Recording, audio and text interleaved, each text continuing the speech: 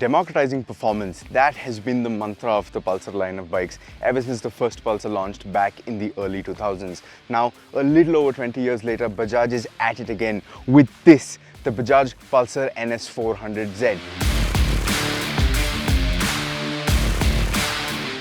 Now, the biggest Pulsar ever, it has a lot going on for it. A 40 horsepower engine, a perimeter frame, upside down forks, ride-by-wire with riding modes, and a whole lot more. All this for a ridiculously low price of rupees 1.85 lakh ex-showroom. But the real question is this: does this NS400Z have that quintessential Pulsar DNA? That's exactly what I'm here to find out. But before we do proceed, if you did enjoy this video, do give us a thumbs up, share this video with like-minded enthusiasts, and smash that bell icon to stay notified for all things thrill of riding.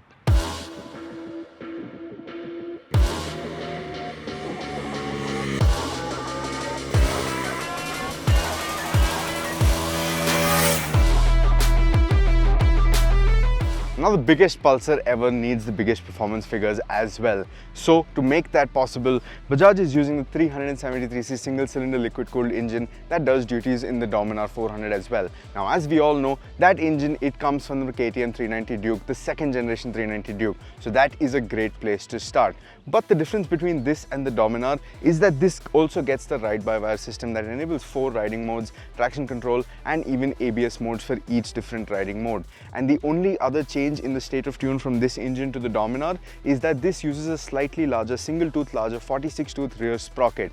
So what does this mean in terms of the performance numbers and the performance feelings? Like I said, it's the same exact tune as the Dominar 400, but it has a slightly bigger sprocket, so the numbers are the same. So you get 39.5 bhp of power and 35 newton meters of torque. But in terms of performance, this does feel fairly quick, especially when you factor in that this weighs almost 18 kilos less than the Dominar 400.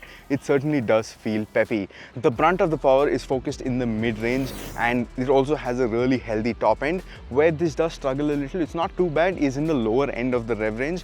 You do need to work the gearbox and the throttle a little if you're riding in really slow traffic speeds, but that's not too bad because the slip and assist clutch makes for a light clutch action, and that makes things fairly stress-free.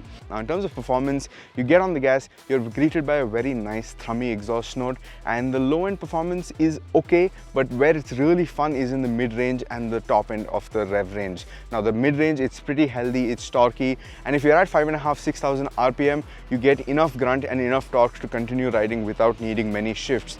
So make a downshift, make your overtake, and come back and settle into a comfortable cruise at 6,000 RPM. On the way here, I was on a nice open highway. At around 6,500–7,000 RPM, I was comfortably sitting at 130 kmph. So that is really saying something. Where I do have a slight issue is with the refinement. Now, at slower speeds, especially under 5,500 RPM, under 70 kmph, refinement is a big issue on this bike. You feel a lot of buzz on the handlebar, on the tank, on the seat, and even on the pegs. You cross 70 and all of that refinement issues just disappear altogether. But the problem is that when you're going to be riding, most of your riding is going to happen in the city, and city riding is well under 70 kmph, so you are going to be facing a fair bit of refinement issues when you're riding in traffic.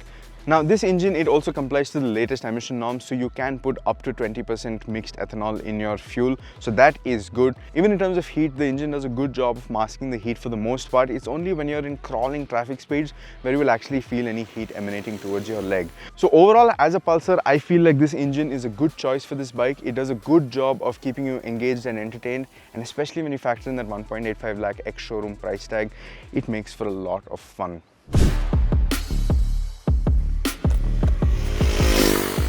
Now, making this Pulsar a Pulsar is this perimeter frame that has been picked off of the NS200 along with this box type swing arm. But what Bajaj tells us is that the frame and the swing arm have been reinforced to deal with all the extra power that comes from this 373cc single cylinder engine. Now, this frame, it hangs off of a 43mm upside down fork setup at the front and a new monoshock at the rear, both that come via endurance suspension. Now, the bike, it rides on 17-inch wheels at both ends with a 110 section front tire and a 140 section rear tire. Now, in terms of the entire handling experience, this feels very Pulsar-like, but not very NS-like. Let me explain. Now, the NS, when it came out, it was derived from the KTM 200 Duke, and to that end, it felt very sharp, it felt very precise, and it also felt very predictable. And the Pulsars before that, they felt a little twitchy, just a little unstable, where you needed to do a lot more work to get what you were expecting out of it. So to that end, they felt a little more engaging, and this feels a lot like that. It doesn't feel like the NS in the sense that it's not very stable. This feels just a little twitchy, just a little unpolished, and many people will love this bike for that very reason. Now, a lot of this twitchiness and instability, it comes from the fact that it's using a bias ply front tire and not a radial tire, and it also comes down to the way the suspension is tuned. Now, the suspension tune I find a little odd because the compression is really nice. It makes for a really nice plush experience, but the way the suspension rebounds is a little too aggressive. It comes back a little too fast, which means that when you go over an undulation, it feels like it's going to be all smooth sailing, but then the suspension comes back a little too quick and everything feels just a little harsh. And the same thing translates to the handling as well. The front end, it feels just a little vague because of the bias ply tire, and the way the suspension is set up, it also doesn't inspire as much confidence as you like. So especially when you're entering a corner fast and hard on the brakes, you need to wait a lot longer for the bike to settle down before you can actually make your turning input and actually make the corner. So to that end, you have to recalibrate the way you ride if you're riding a faster bike, and if you're riding a more stable bike, you need to recalibrate, make your planning a little earlier, do everything you need to do a little earlier so you make the corner the way you want it to. So that is not necessarily a bad thing, but I feel like the handling can be sorted to a large extent by changing the bias ply tire to a front radial tire, and that should be a relatively non-expensive fix. In terms of braking, you get your braking setup from Grimeca. So you get a twin piston axially mounted caliper on a 320mm disc. Bear in mind, this is not the same radial brake caliper that you get on the Dominar and the Dukes. And at the rear, you get a 240mm disc with a single piston caliper. Now, while the braking performance is adequate, I'm not going to deny that fact, I would have liked a little more initial bite, because the way the suspension is also set up, by the time you really get on the brakes and get your braking performance, your suspension has dived quite a bit and then it comes back up too soon. So a little sharper braking I would have appreciated, but again, it's not a deal breaker whatsoever. Now, coming to how you interact with this motorcycle, I really love how the ergonomics on this bike are set up. It's a really nice commanding upright riding position with foot pegs that are slightly rear set, so you also get that control in the corners and you don't need to worry about scraping your pegs too soon. Now, coming back to the upper body, you're sitting upright, you have a nice wide view of what's ahead of you, and you're reaching to a really nice wide flat handlebar setup. Now, finally, an NS, it is a street fighter, and it gets a street fighter like handlebar and not the clip-ons that the previous NS200 used to get, and that also allows for making the whole riding experience that much more comfortable. It's wider, so you get more leverage over the bike, and even on longer rides, there's a lot less fatigue to deal with. So I really like how that is set up. Now, in terms of the seat height, you have an 805mm saddle, and that should mean that riders of most shapes and sizes should be comfortable without having to deal with a really tall or a really short bike. And then when you factor in the 174 kilo curb weight, this makes for a lot more easier to manage bike than the Dominar 400.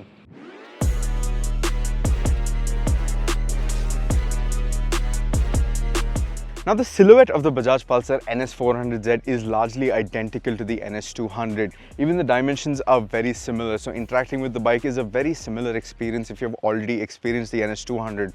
What Bajaj has done to shake things up a little is given it new graphics and some new details, like this new headlight. You have large Z-shaped DRLs that flank this LED projector headlight, and if you move behind, you have a nice and wide handlebar that sits just below an all-new instrument cluster, which is also a fully digital unit. Even the fuel tank is almost identical to the NS200, but of course you get new graphics, and there's also new shrouds that cover the radiator, because this after all is a liquid cooled engine. And if you see the split seat setup and the rear section, again, very similar to the NS200. So what Bajaj has done is give it a refresh, give it new styling in by sense of this new headlight, new handlebar, new instrument cluster, and a few new graphics and features here and there, but at the same time they have kept it in line with the rest of the range, so there is that identity involved. What do you think about the design of the Bajaj Pulsar NS400Z? Do let me know in the comment section down below.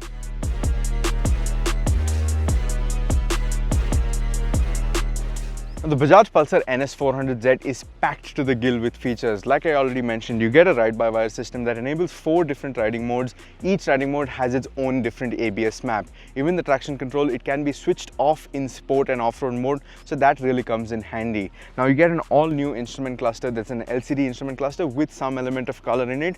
Now the main screen, it handles all your speed, your tachometer, your gear position indicator, and all of that, including indicating which mode you are on. There's also a small small square screen that is inlaid into the main screen that houses your trip meter. You can change and access all your different riding modes from there. All other bike settings are accessible on that screen, and most importantly, it also houses all of your connectivity features. Now, in terms of connectivity, you can pair your smartphone via Bluetooth, and that enables features like call alerts, music alerts. You can change your music, you can accept or reject calls, and you also get turn-by-turn navigations on this screen. Now, controlling all of this is done via these buttons on the left switch cube. You get 2 arrow buttons, a return button and a set button. It's very easy to operate, very straightforward, so there's no rocket science over here. Apart from that, you get LED lighting at both ends, and what's arguably my most liked feature on this motorcycle in terms of the features is these adjustable clutch and brake levers.